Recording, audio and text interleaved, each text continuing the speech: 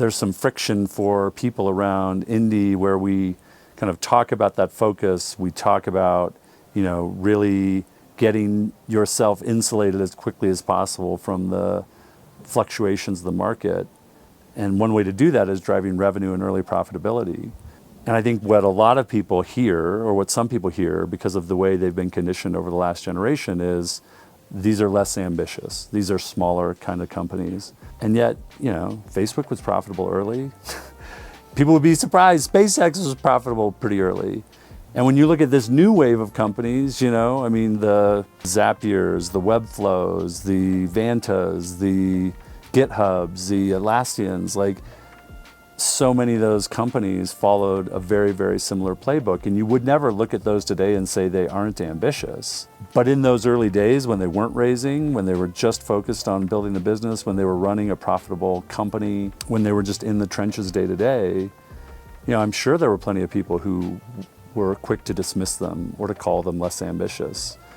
But I knew most of those founders pretty early, and each of them were uniquely ambitious, but also I think they had high conviction around the kind of company they wanted to build and weren't convinced that money or outside influence would have unlocked it in a different way than the path that they were on.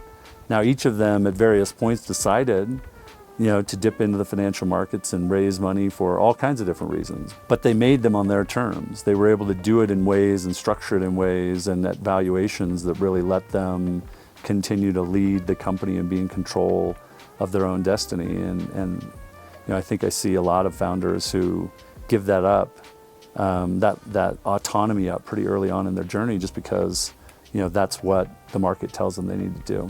If we're successful with indie, we can introduce a whole different way to think about building it and a whole different set of exemplar companies that people can follow. That an entrepreneur who looks at that kind of factory treadmill-y type of route and says that's not for me, or who thinks they want to avoid it today, much of that just goes into bootstrapping or completely avoiding it. And I think if we can introduce a secret third option of building generational companies that allows incredibly ambitious entrepreneurs to be true to themselves, be true to their values, create unique and distinct cultures and maintain control and optionality for themselves. I think that's a big opportunity. I think that for us at least feels like it stands in stark enough contrast to all the other options out there that